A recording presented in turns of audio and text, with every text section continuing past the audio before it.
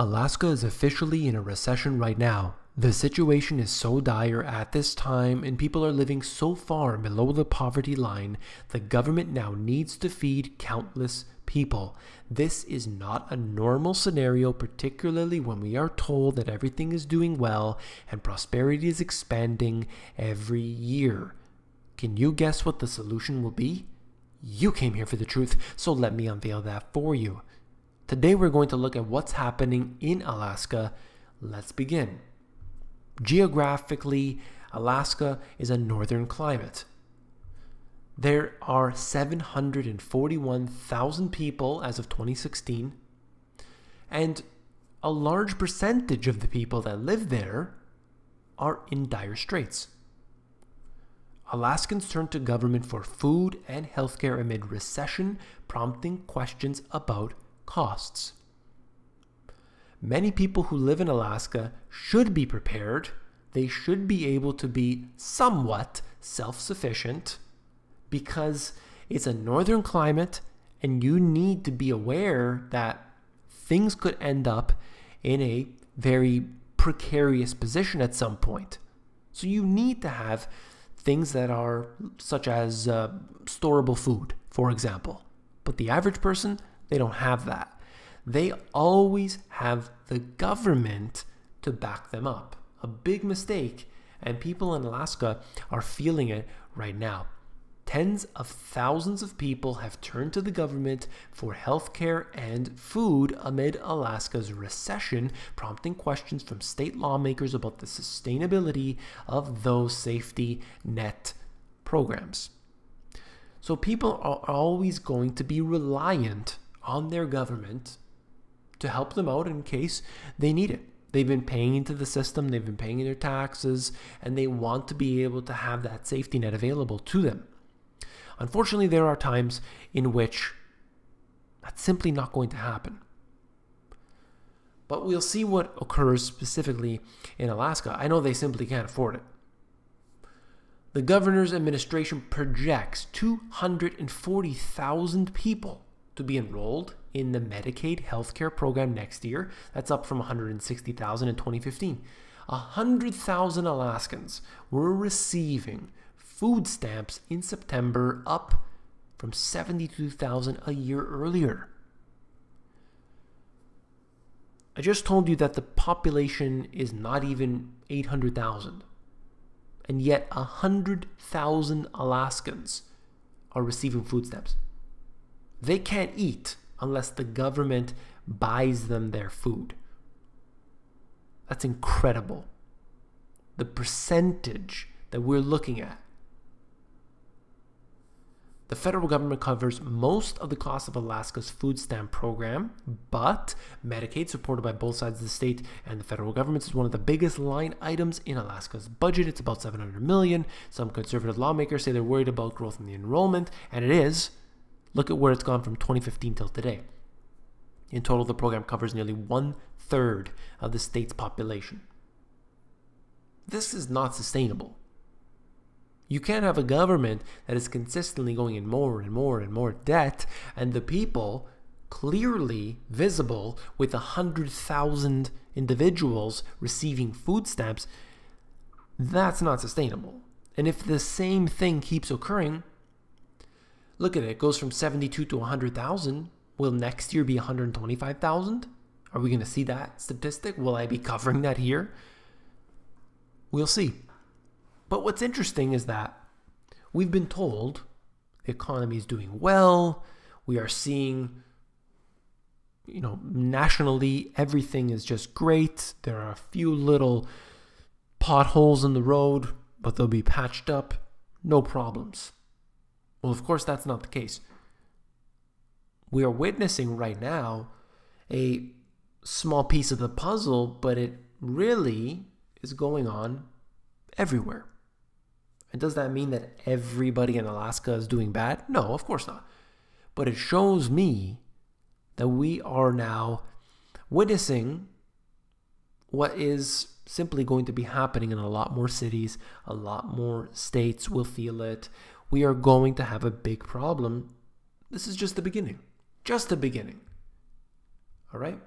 Further down here, as for food stamps, formerly known as the Supplemental Nutrition Assistance Program, or SNAP, the federal government covers the full cost of Alaskans' benefits, which was $190 million last year.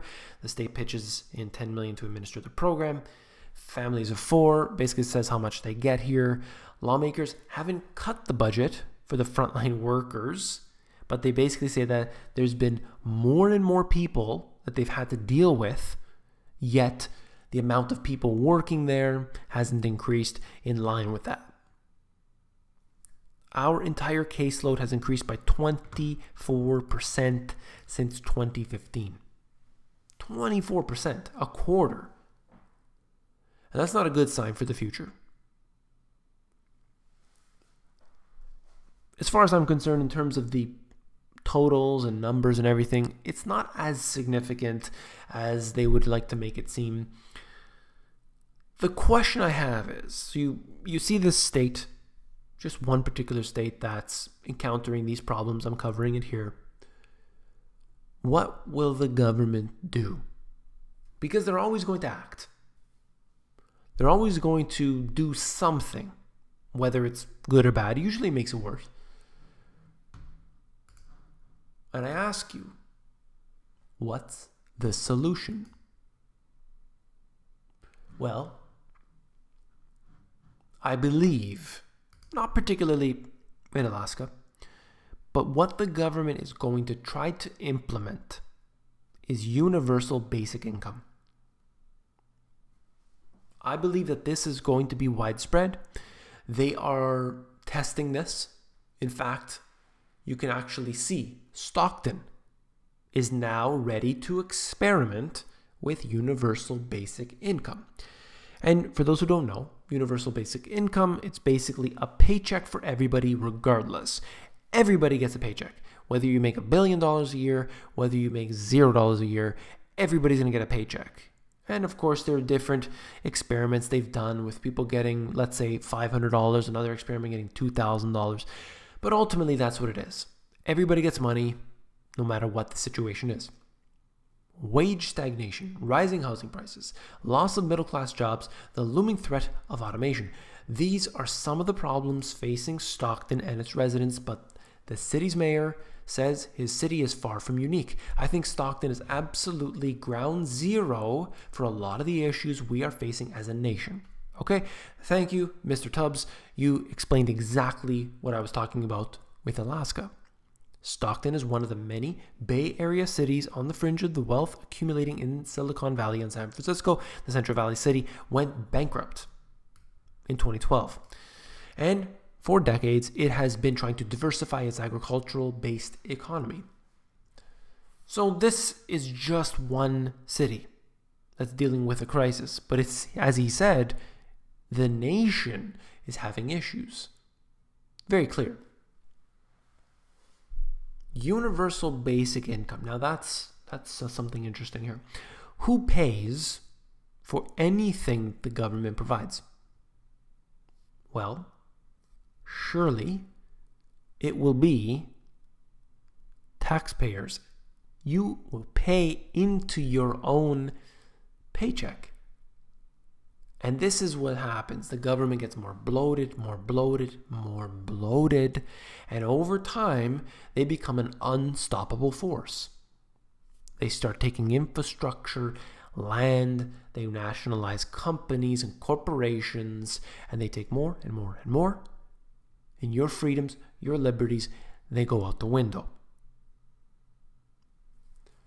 I've noticed here that the solution, in any case, is to expand the size and scope of government. I'm not in favor of this program simply because it does not fix the core issues. Why is giving everybody a paycheck the fix of the issue?